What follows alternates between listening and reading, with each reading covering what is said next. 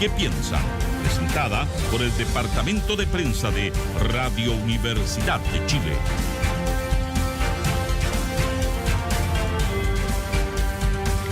Son las 7 de la mañana con 42 minutos y saludamos a nuestro primer invitado, a nuestro primer invitado en estudio, en este caso al ministro de Justicia y Derechos Humanos, Jaime Gajardo. Ministro, muy buenos días. Muy buenos días y muchas gracias por la invitación. No, gracias a usted por acompañarnos esta mañana y vamos a conversar de un tema bastante relevante que de hecho abordábamos antes en el programa, que es la discusión en el Congreso del proyecto que regula el cumplimiento alternativo de penas privativas de libertad, que sabemos que no apunta solamente a esto, pero en lo central se debate bastante, que aborda a los presos por crímenes de lesa humanidad en Punta Peuco, ¿no?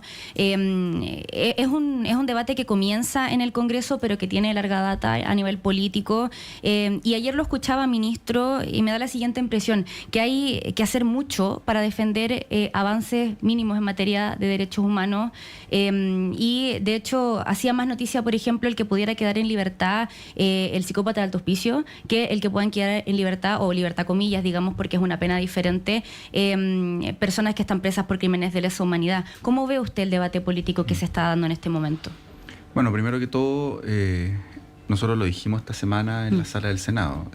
Yo expuse en varias oportunidades mientras se discutía este proyecto, señalé que este es un proyecto que es contrario a las obligaciones internacionales que tiene nuestro país, es contrario al proceso y al largo proceso que ha tenido nuestro país en materia de justicia de los graves crímenes que se cometieron durante la dictadura militar.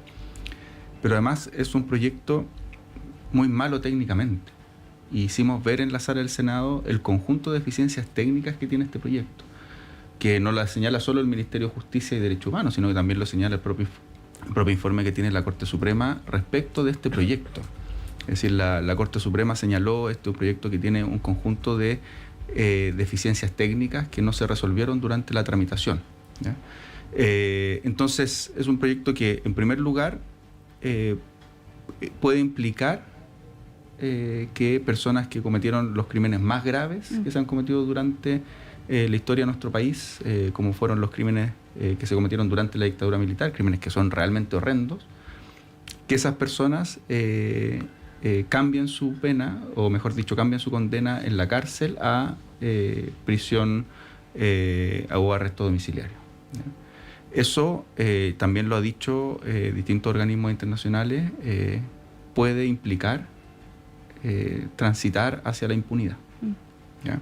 ¿En qué sentido? En que son personas que tienen cientos de años, incluso algunos en cómputo de sus penas, casi 1000 años, por los graves crímenes que cometieron. Entonces, corresponde que en esos casos terminen de cumplir su condena. Pero además, el Estatuto de Roma, que es el Estatuto de la Corte Penal Internacional, que nuestro país lo suscribió y ya se encuentra incorporado en nuestra legislación, establece que eventualmente estas personas podrían acceder a ciertos beneficios de este tipo, pero establece requisitos para que se pueda acceder a estos beneficios. Y dentro de esos requisitos está que las personas hayan colaborado con la justicia, que las personas hayan mostrado arrepentimiento del crimen que cometieron y que además hayan cumplido al menos 2/3 de las condenas a las cuales fueron condenados. Y eso lo establece con prístina claridad el artículo 110 del Estatuto de Roma. Sin embargo, este proyecto no establece ninguno de esos requisitos, porque además es un proyecto general, es para dejar o sustituir las penas de prisión a arresto domiciliario de un conjunto de personas del sistema penitenciario, en las cuales estarían las personas mayores. Entonces, lo que nosotros hemos dicho es que como estarían dentro de esas personas las 300 y tantas personas condenadas por crímenes de lesa humanidad, no se cumplen con los requisitos que la propia legislación nacional e internacional han establecido para este tipo de situaciones. Pero además podría quedar o podría ser cambiada o sustituida su pena a personas como Julio Pérez, que es esta persona que cometió los graves crímenes de alto hospicio, 14 mujeres de distintas edades, de 13 años la más pequeña, que asesinó o violó y asesinó a estas mujeres en distintos momentos de la historia de nuestro país, desde el 98 al 2000 y tanto, entiendo, Sí. También él podría sustituir su condena. Entonces, es un proyecto que creo que no va en el sentido de lo que nuestra sociedad solicita para este tipo de crímenes, que son crímenes horrendos los cometidos en la dictadura. Son 300 y tantas personas que están cumpliendo esas condenas, son 300 y tantas personas más que están cumpliendo condenas por crímenes a los cuales también podrían ser beneficiarios si esta ley se aprueba, y dentro de ellas están personas que han cometido delitos por violación, delitos de violación de niños, niñas y adolescentes, asesinatos, como el caso de Julio Pérez, asesinatos seriales. Entonces, a pesar de todas estas deficiencias, no hemos tenido eco en la sala del Senado, lamentablemente. Sí, eso quería preguntarle, ministro, porque sabemos que igual en marzo va a haber un cambio en la composición del Congreso Nacional, pero considerando que en este cierre antes del receso, ¿qué preocupa de alguna manera cuando se empieza a abrir esta puerta, los argumentos que se ponen sobre la mesa a propósito de esta misma línea técnica de que la sala haya rechazado que tuviera un paso previo por la Comisión de Constitución? Entonces, proyectando por lo menos en lo que se discuta hasta ahora, ¿qué es lo que más le preocupa de estas señales? Bueno, yo en la discusión de la sala interviene varias veces, y cuando ya se estaba cerrando la discusión interviene por última vez y solicité, porque va a tener segunda discusión en la sala, solicité que se reconsiderara y que este proyecto pase por la Comisión de Constitución. Como les decía, a nuestro juicio, es contrario a las obligaciones internacionales que ha suscrito nuestro país, es contrario a la legislación nacional, es contrario a lo que la sociedad estima que debe ocurrir con personas que han cometido delitos tan graves como los que les señalo. Pero además hay dos situaciones que son muy complejas. Establece que las personas en situación de discapacidad deberían cumplir también con esta sustitución de pena. Las personas en situación de discapacidad son prácticamente 2.000 personas en nuestros establecimientos penales, con distintos tipos de situaciones. Pero como el proyecto tiene esta deficiencia técnica que no establece qué personas y no establece qué delitos, tú puedes tener personas en situación de discapacidad que hayan sido violadores, que hayan sido asesinos, que hayan sido parricidas, etc. Entonces, tiene una deficiencia técnica. Pero otra señala enfermedades crónicas. Y personas con enfermedades crónicas son 10.000 en nuestros establecimientos penitenciarios. Y no dice que enfermedades crónicas, ¿no? Que puede ser cualquiera, ¿no? Esa es efectivamente una de las deficiencias técnicas que señala la Corte Suprema y que además nosotros le señalamos como Ministerio de Justicia. Las enfermedades crónicas son muy disímiles. Entonces la Corte dice, bueno, defina las enfermedades crónicas. Para acotar, defina qué tipo de delitos de personas que hayan cometido, que tengan enfermedades crónicas, también para acortar. Yo les daba un ejemplo, les decía, nosotros hemos sido muy estrictos en las últimas legislaturas respecto a tratar de contener el crimen organizado. Perfectamente un líder de una banda de crimen organizado puede tener una enfermedad crónica. Y con este proyecto tendría que cumplir su condena con arresto domiciliario. Y precisamente lo tenemos muchas veces máxima seguridad para que no sigan operando desde las cárceles. Por entonces ahí los tenemos incomunicados del resto, visitas solo a través del locutorio, que ojalá todo lo que llegue nosotros lo revisamos. Entonces, uno realmente no entiende en qué dirección va este proyecto, cuál es el objetivo real. Es como absolutamente a contracorriente de todo lo que hemos hecho en la última legislatura, no solo en esta, sino que en la legislatura pasada también. Ahora hay anuncios igual de parlamentarios. Conversamos toda la mañana con el ministro de Justicia y Derechos Humanos, Jaime Gajardo. Ya se anunció, por ejemplo, de parte del senador Núñez, reserva de constitucionalidad también. Lo decía, de hecho, un senador no precisamente oficialista, Matías Walker, quien aseguró que también tiene vicios de constitucionalidad. O sea, hay sectores que están advirtiendo lo que advierte también el Ejecutivo, y quedan pasos todavía de la ley como para poder, o del proyecto de ley para poder discutir estos temas que ponen sobre la mesa. Pero quiero volver a lo que le preguntaba al comienzo, ministro, que es cómo es difícil defender los avances que ha tenido nuestra sociedad en materia de derechos humanos, porque es sería poco honesto decir que este proyecto no tiene que ver con las personas que están presas en Punta Peuco. Y lo pongo sobre la mesa porque hablaba usted, por ejemplo, de la importancia de mostrar arrepentimiento, de colaborar, que dicen las instituciones internacionales, y existe pacto de silencio, por ejemplo. Habría personas que no se podrían ver beneficiadas en ese sentido. Pero en el fondo, cuando hablamos de este proyecto, hablamos de derechos humanos. Y pareciera que es difícil defender los avances que tenemos como sociedad en esa materia. Por eso quiero volver al punto que le decía al principio y preguntarle cómo evalúa eso. No, bueno, ese ha sido nuestro argumento central. En el fondo, nosotros hemos dicho, las personas que han cometido estos graves crímenes, como son los crímenes de la dictadura militar, esas personas tienen requisitos especiales para acceder a cualquier beneficio de carácter penitenciario, cualquiera. Y eso no lo decimos nosotros desde el Ministerio de Justicia, sino que es algo que se ha establecido por parte de el andamiaje internacional, pero además se ha establecido en el Estatuto de Roma, que ya es legislación nacional, porque nosotros la hemos asimilado como legislación nacional. Y de hecho así ocurre, por ejemplo, para las libertades condicionales. Las libertades condicionales establecen ciertos requisitos, y así se estableció cuando se hizo la reforma a la ley de libertades condicionales. Entonces, lo que quiero decir es que esos requisitos que son básicos no se cumplen en este caso. Y nosotros lo hicimos ver. Y eso genera impunidad. La Corte Interamericana ha señalado, cuando usted tiene beneficios intrapenitenciarios de personas que acaban de comenzar a cumplir condena, cuando usted tiene una justicia que tardó mucho tiempo en llegar. Lamentablemente en nuestro país la justicia ha llegado en las últimas 2 décadas, podríamos decir, ¿ya? Después de más de 50 años del golpe militar. Entonces, el camino de la justicia en nuestro país ha sido lento, ha sido importante, pero ha sido lento. Sí. Tuvimos mucho tiempo donde los familiares de las víctimas, principalmente las familiares de las víctimas, porque la mayoría son mujeres las que han estado levantando la memoria, luchando por la justicia, por la verdad, esas personas estuvieron décadas peregrinando en los tribunales, acompañadas de abogados, acompañadas de instituciones muy importantes como la Vicaría de la Solidaridad. La Vicaría de Solidaridad además acaba de cumplir 50 años desde su creación.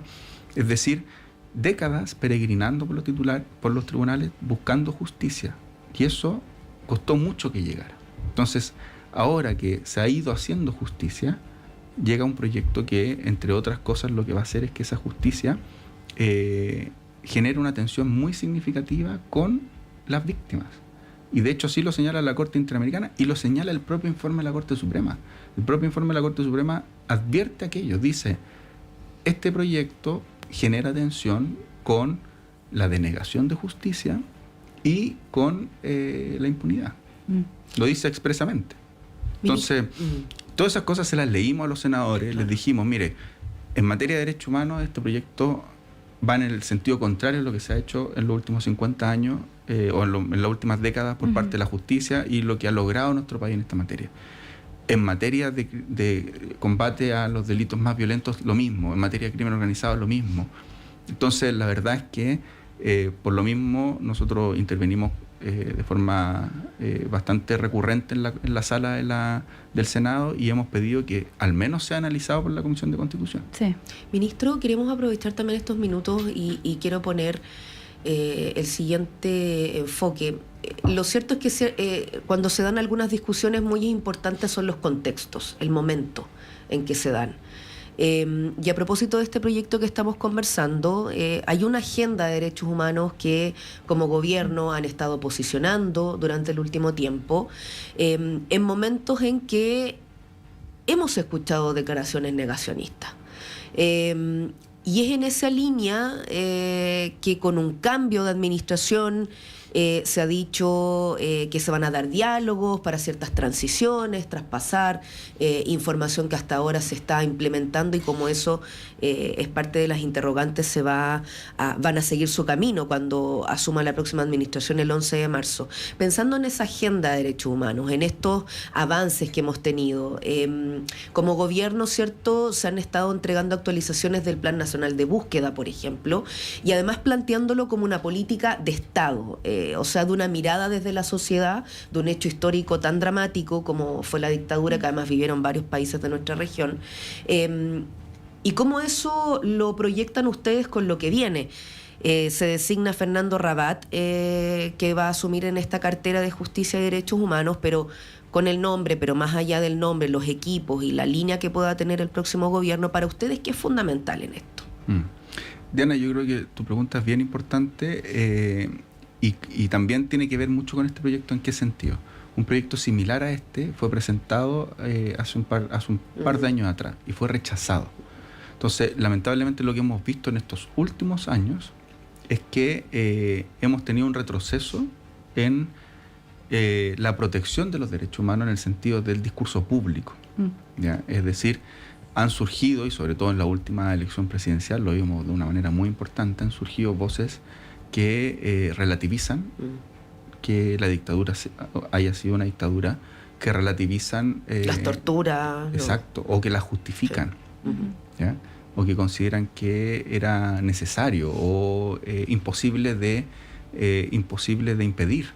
¿Ya? Entonces, lamentablemente hemos tenido un retroceso en el discurso público y eso yo creo que nuestro país tiene que verlo con mucho cuidado, porque lo que nosotros, cuando hablamos de protección de los derechos humanos, cuando hablamos de promoción de los mismos, es porque es nuestra base para una convivencia pacífica. Y cuando esto se rompe en el discurso público, empiezan a surgir espacios para que esto después se lleve más allá del discurso público, se lleve a la práctica. Y eso es lo que queremos que vuelva a ocurrir en nuestro país, que vuelva a existir espacios en los cuales a una persona, por pensar diferente, la tratemos de enemiga y a esa persona además la sometamos a los vejámenes más horribles que puede cometer un ser humano frente a otro.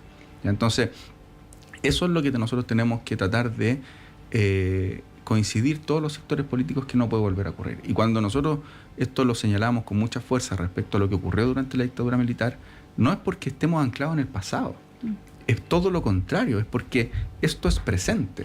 O sea, precisamente para que no ocurra lo que ocurrió en el pasado, en nuestra época, y tampoco en el tiempo venidero, necesitamos ser muy firmes respecto a quienes fueron los criminales de la dictadura militar.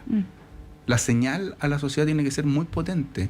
Las personas que cometieron los crímenes más graves que se pueden cometer en la legislación nacional e internacional tienen que cumplir sus condenas como corresponde. Si son los criminales más peligrosos que tenemos. Son aquellos que torturaron mujeres, niños, hicieron desaparecer niños, mujeres embarazadas, y crímenes realmente horribles, horrendos. Entonces, por eso hay que ser muy firmes con esto. O sea, si queremos efectivamente combatir la delincuencia, estos son criminales y de los más terribles que existen. Ministro, usted decía, necesitamos ser firmes con quienes cometieron los crímenes en dictadura, lo estoy parafraseando, pero Fernando Rabat, que es el próximo ministro de Justicia y Derechos Humanos, asumió la defensa del dictador Augusto Pinochet, integrando equipos que participaron en el caso Riggs y causas penales como la Operación Colombo. Lo digo igual para nuestros auditores y auditoras. Presidenta de la agrupación de familiares de ejecutados políticos, Alicia Lira, dijo: es un retroceso enorme para los avances que hemos tenido en temas de derechos humanos. ¿Y sabe por qué le pregunto y le hago todo este preámbulo antes de preguntarle por el nombramiento de Fernando Rabat? Porque él va a tener que liderar, por ejemplo, el Plan Nacional de Búsqueda. ¿Cómo lo ve en ese contexto? ¿Cree que puede peligrar, por ejemplo, el Plan Nacional de Búsqueda? Y porque es una política muy relevante no solo para el gobierno, sino que para los familiares víctimas de la dictadura, ¿no? Bueno, lo primero es que el Plan Nacional de Búsqueda es un imperativo ético para nuestra sociedad. ¿Ya? El Plan Nacional de Búsqueda llega, gracias al presidente Boric, a 50 años del golpe militar. Llega tarde, debió haber llegado antes. ¿Ya? El Plan Nacional de Búsqueda se debió haber hecho en gobiernos anteriores. Pero me parece que es un imperativo ético, o sea, es algo que nuestra sociedad necesita. El Plan Nacional de Búsqueda se lleva adelante en el Ministerio de Justicia porque el Ministerio de Justicia tiene todas las atribuciones y facultades para hacerlo. No requiere una ley porque se puede hacer a través de las atribuciones y facultades que tiene el Ministerio, por lo mismo se ha hecho a través de un decreto. Yo en esto quiero ser bien claro también. No hemos visto ningún indicio del nuevo gobierno de que no vaya a mantener el Plan Nacional de Búsqueda. Y eso yo creo que es una buena noticia. ¿Ya?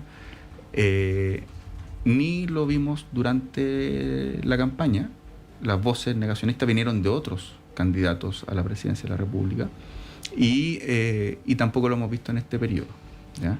Entonces, yo considero, de hecho hoy día tenemos, saliendo de acá me voy al Comité de Seguimiento y Participación del Plan Nacional de Búsqueda, hoy día tenemos sesión, en ese Comité de Seguimiento y Participación están las agrupaciones de los familiares de detenidos desaparecidos, está también la Iglesia Católica, académicos, académicas, y cuando nosotros hagamos el traspaso con el nuevo gobierno, en particular con el nuevo ministro de Justicia, nosotros le vamos a entregar todos los antecedentes y no tengo ningún indicio de que no vaya a continuar, ¿ya? Y respecto al nombramiento del nuevo ministro, yo ya conversé con él telefónicamente, tuvimos una primera conversación,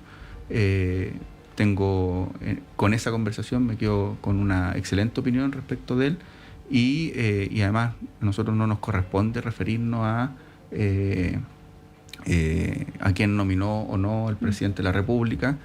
Son personas que cumplen con todos los requisitos requisitos legales para ser ministros de Estado. Entonces, en ese sentido, nosotros le vamos a entregar toda la información y esperamos que continúen este tipo de políticas, porque son políticas que uno podría decir son necesidades del Estado, son políticas de Estado. No me quiero quedar sin preguntarle, ministro, me emocioné ya conversando ahora que lo tengo acá sentado al lado mío. Jaime Campos, próximo ministro de Agricultura, que fue quien le dio el famoso no a la presidenta Bachelet por el cierre de Punta Peuco, calificó los intentos de cierre o reconversión del penal como maniobras de fachada, cambios cosméticos o show comunicacional. ¿Cómo ve eso, pensando en que además la reconversión de Punta Peuco es una de las políticas también bien importantes en materia de derechos humanos de este gobierno? Sí, eso yo ya lo señalé, sin polemizar con el nuevo ministro de Agricultura. Está muy lejos de ser un cambio cosmético o un cambio simbólico. Nosotros lo dijimos desde el día 1, en razón de la sobrepoblación que hay en nuestro sistema penitenciario, hemos reaperturado establecimientos penales y no teníamos ninguna posibilidad de cerrar establecimientos penales, a diferencia de años anteriores, donde sí se podrían haber cerrado. En nuestro caso, nosotros las cosas son como son y no como uno quiere que sean, y nosotros no teníamos ninguna posibilidad de cerrar ningún establecimiento penal. De hecho, la prueba de ello es que hemos reaperturado, ampliado y estamos construyendo más cárceles. Dicho eso, lo que sí podíamos hacer es terminar con la condición especial del establecimiento Punta Peuco y que en ese lugar hayan personas que cumplan ciertas características, por ejemplo, personas mayores, pero no por el tipo de delito. Eso era absolutamente anómalo en nuestro sistema penitenciario, absolutamente anómalo. Que hubiera un recinto penitenciario para personas que cometieron ciertos delitos y durante la dictadura militar. Eso era algo totalmente anómalo. Y eso fue lo que se cambió. El decreto decía especialmente aquello, se cambiaron esas características y actualmente ya no existe Punta Peuco como tal, existe el recinto penitenciario Tiltil. Y efectivamente, hoy por hoy, según las capacidades, han ido ingresando personas que han cometido delitos comunes, pero además Punta Peuco está en proceso de remodelación. Se están construyendo más plazas dentro de Punta Peuco. Entonces, no es que haya sido un cambio simbólico, ¿ya? O algo comunicacional, no. Se hizo un cambio jurídico. Segundo, se ingresaron personas que están cometiendo delitos comunes. Tercero, se está adecuando la infraestructura para recibir más personas que hayan cometido delitos comunes. Entonces, eso es lo que le puedo responder a lo que señaló el ex ministro de Justicia y actual nominado como ministro de Agricultura. Ministro de Justicia y Derechos Humanos, Jaime Gajardo, muchísimas gracias por su tiempo y por ayudarnos a entender además mucho más respecto a la situación de derechos humanos en nuestro país. Muchas gracias, buen día.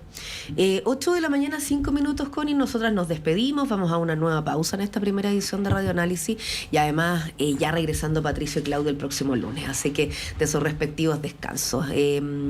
Yo vuelvo a las 9:30, así que Connie, que estés bien. Un gusto compartir micrófono contigo, Diana, y nos reencontramos nosotros como siempre el lunes. Que tengan buen fin de semana.